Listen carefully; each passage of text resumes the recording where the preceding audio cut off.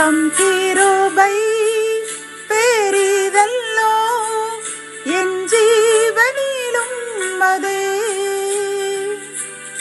இம்மட்டும் காத்ததுவே.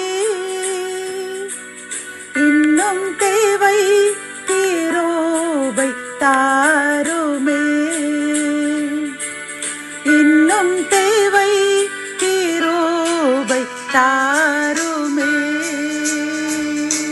கர்த்தரும் இரட்சகருமாகிய இயேசு கிறிஸ்துவின் ஈடு இணையற்ற நாமத்தில் சேனைகளின் கர்த்தர் ஊழியத்தின் மூலம் 18/11/2024 இந்த நாள் உங்களுக்கும் உங்கள் சந்ததிக்கும் மகிழ்ச்சியின் நாளாக அமையப் போகிறது என்று மனதார வாழ்த்துகின்றேன்.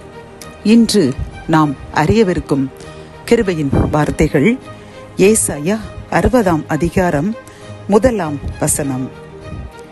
எழும்பி பிரகாசி, உன் ஒளி வந்தது, கர்த்தருடைய மகிமை உன்மேல் உதித்தது.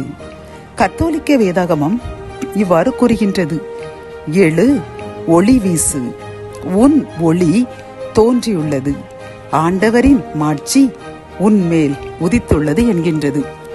இந்த கிருபையின் வார்த்தைகள் மூலம் கர்த்தர் நமக்கு கூறும் ஆலோசனைகளும் அறிவுரைகளும் ஒரு அருமையான வாக்குத்தத்தமும் என்னவென்றால், நம் மீது நீதியின் சூரியனாகிய இயேசுவினுடைய ஒளி உதித்துள்ளதாம்.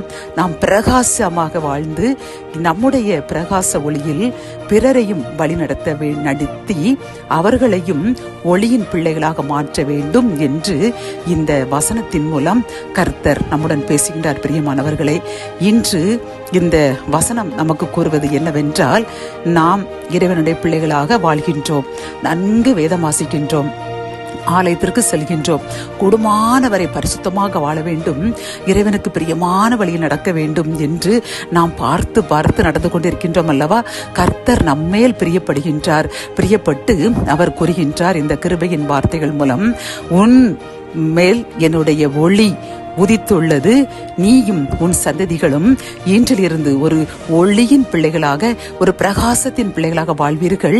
என் கிருபை எப்பொழுதும் உங்களுடனும் உன் சந்ததியுடனும் காணப்படுகின்றது. ஆனால் நீங்கள் என்ன செய்ய வேண்டும்? இந்த ஒளியில் நீங்கள் எப்படி பரிசுத்தமாக வாழ வேண்டும் என்று நடந்து கொண்டிருக்கின்றீர்களோ, இந்த வழியில் உங்களுடைய அயல் விட்டார்கள் அல்லது நீங்கள் வேலை பார்க்கும் நிறுவனமாக இருந்தால் அங்குள்ள பிற ஜனத்தவர்கள், இப்படி பிறரையும் ஒளியின் பிள்ளைகளாக நீங்கள் மாற்ற வேண்டும்.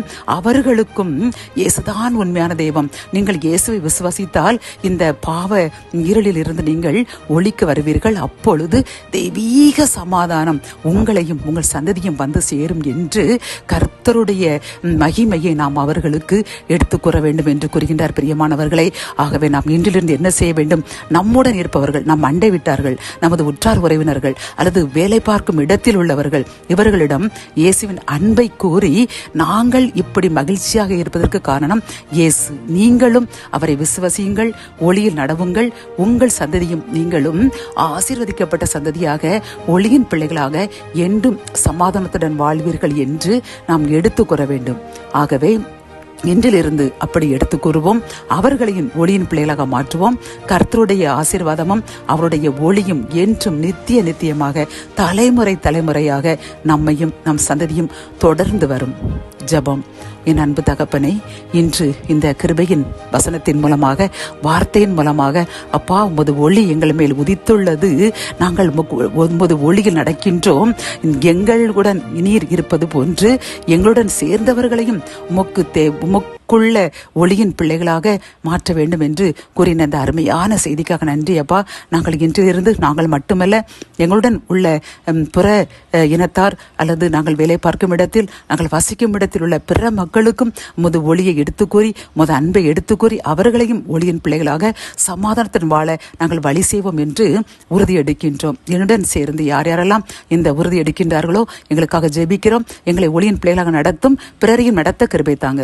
மீட்பர் இயேசுவின் மூலம் ஜெபம் கேளும் நல்ல தகப்பனே, ஆமேன்.